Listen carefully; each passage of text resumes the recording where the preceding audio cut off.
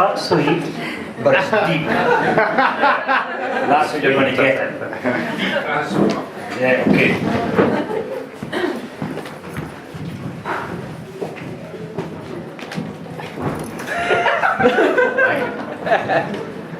The Loch Ness Centre at Drumnadrochit used to be called Loch Ness 2000 until maybe 2006 or something, when that suddenly seemed ancient and passé, as if believing in funny non-extinct dinosaur monsters was bang up to the minute on trend.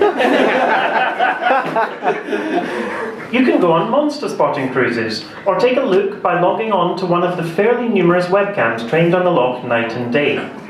You can even make out the monster fairly clearly on Apple Maps. If you do make the effort to travel to the loch itself, there is one house rule it's well worth being acquainted with. You're not allowed, under any circumstances, to hurl supermarket chickens into the loch for Nessie's tea. For a number of reasons, I guess, probably to do with the principle of 5 a day. Anyway, there's something else I ought to tell you, and this might come as something of a shock. Iceland has a Loch Ness Monster too. Called,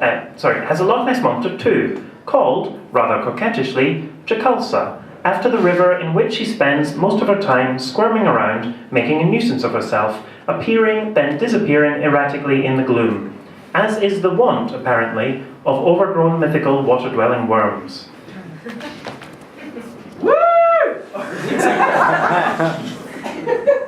On a cold day, I'll start that again, sorry.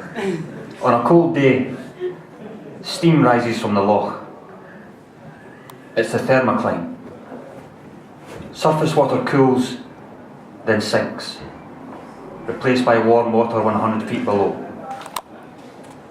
Today is a cold day, and a family have gathered by the bank to see the monster, I think.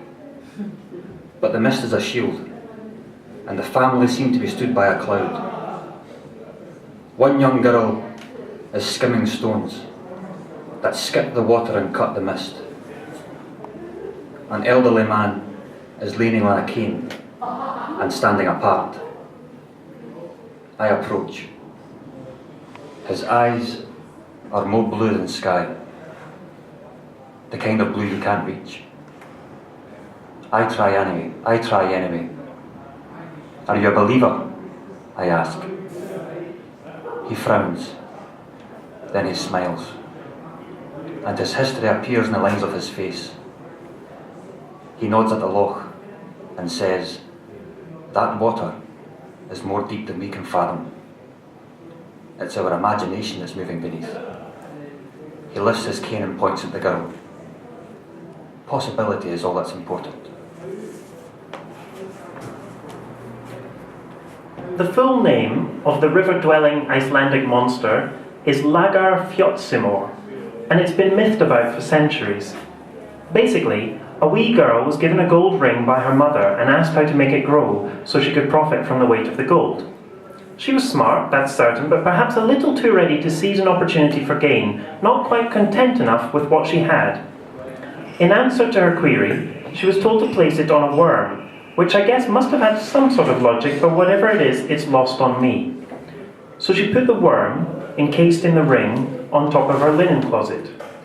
However, when she got it down a few days later, both the ring and the worm had grown considerably, enough to frighten the girl out of her ancient Icelandic wits.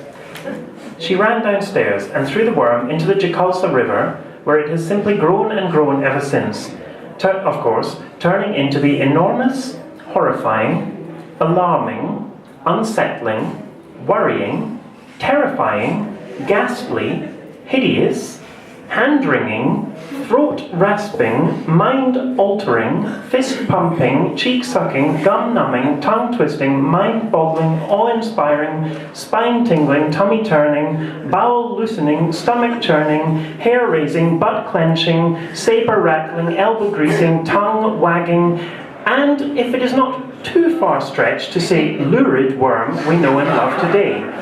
The myth too,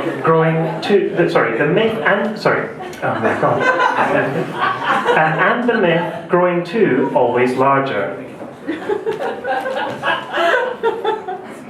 We are all standing by the banks of a loch. The water will always be unfathomable. Pick up a stone. Take it deep. Thank you.